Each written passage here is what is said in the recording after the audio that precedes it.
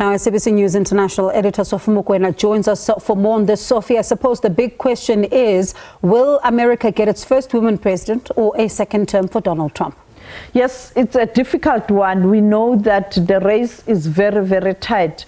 Earlier today, we saw markets and those who are interested in business, particularly business in America, and also investors talking about a possibility of Trump presidency. On the other hand, you have people who are saying, when you look at the polls yesterday, we saw that Kamala Harris had an advantage. But I think this is going to be a difficult one. And I think it is going to take some time before people can have a sense of who is going to be the president of the United States of America. The race is very tight. And they speak about the race being tight and a number of issues that are going to be deciding this election, but also key to deciding this particular election are the swing states. Where are they?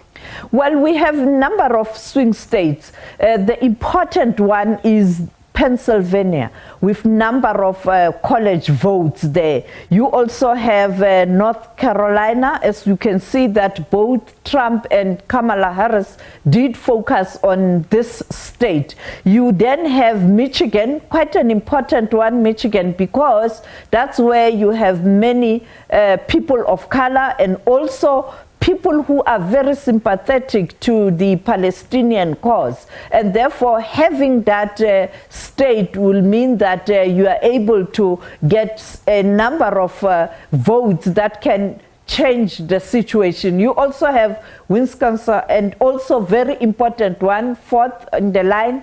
And then, of course, Arizona, very, very important, and Nevada. But North Carolina and Georgia also very, very critical. And when we look at the candidates and the tones of their campaigns, they talk about the border crisis, they talk about the conflict in the Middle East, what is taking place, the war in Ukraine. One would ask, though, does a Trump or Harris, what does a Trump or Harris win mean for South Africa and by extension, the continent? Well, I think when you look at Donald Trump, we know he was there after the elections in 2016. We saw how he handled African issues. But the good thing was that he didn't stop those projects that were there in terms of helping Africa and South Africa, in particular, your AGOA, your PEPFAR, and that's Trump, even though he didn't visit South Africa and he called Africa names. When you look at Kamala Harris, we don't know much. She has visited Africa as the vice president in Tanzania and other countries. But because she is also someone coming from the Democrats, we know that all the sitting, almost all leaders post-1994 who were heads of state of the United States of America visited South Africa. Bill Clinton, George Bush, Barack Obama, only Joe Biden didn't do that. And we know that he was supposed to visit Africa, Angola, a few weeks ago, but he couldn't do that because of the issue of the cyclone in that America. Therefore, there's hope that with Kamala Harris, you can see her visiting South Africa, particularly for South Africa in relation to the G20 summit next year. Because South Africa must hand over the chairmanship of the G20 next year to the United States of America as the incoming chair of the G20 2026. And therefore, that's the view. On broader issues, the question on Ukraine, we saw Donald Trump already saying that he is going to stop that war. And yesterday, Putin saying that he does trust Trump, that the war in Ukraine will come to an end should Donald Trump come into office. And then you have, on the other hand, the strong support, Kamala Harris, in line with the Democrats, in line with what Joe Biden was doing, firmly behind NATO, and we know that the North Atlantic Treaty Organization is firmly behind Ukraine. In the Middle East, you have Donald Trump, who made a statement that he has told the Prime Minister of Israel, Benjamin Netanyahu, that if he wins elections,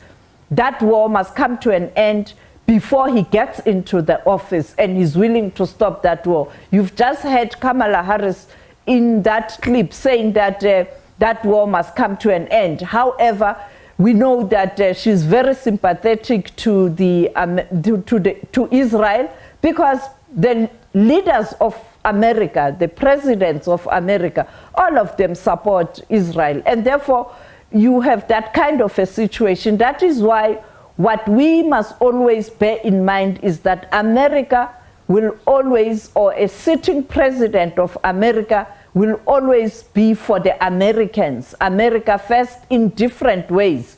But that's what people are saying. You look at business also, you can see that there's not much happening in the markets. They're factored in Trump or Kamala Harris.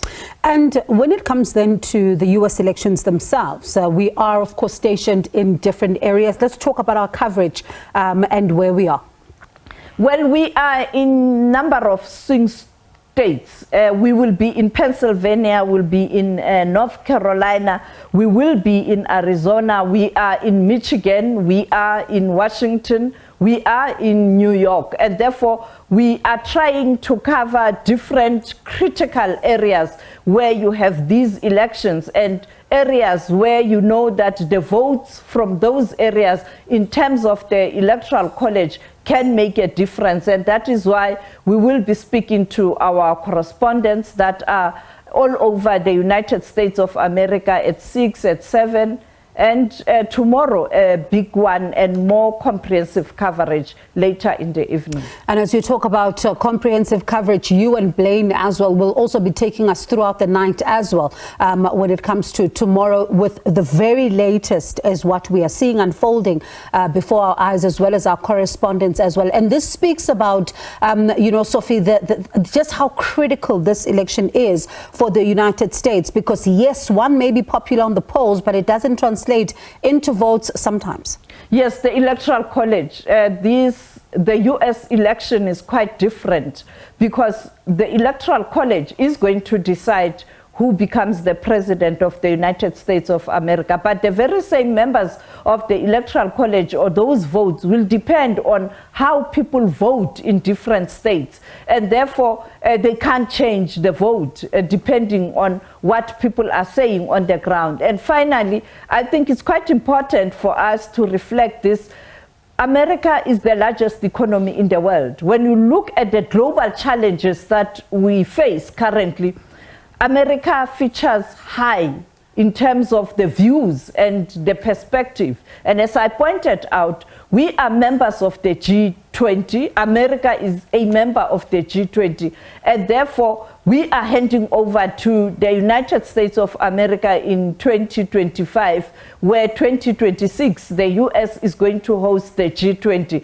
And therefore, it's quite a strategic country, more than 400 American companies in South Africa. It's quite an important country in terms of trade relations, even though at times there are challenges. That is why an African perspective in unpacking the elections in America is quite important from the African soil. And it'll be interesting to see this electoral college process unfold. But thank you so much for your time, Sophie, this evening. We do appreciate it. And remember, do tune into SABC News for this special broadcast on the U.S. elections. So we've got you covered as we are looking at all the key swing states as well. That was SABC News International Editor Sophie Mokoena.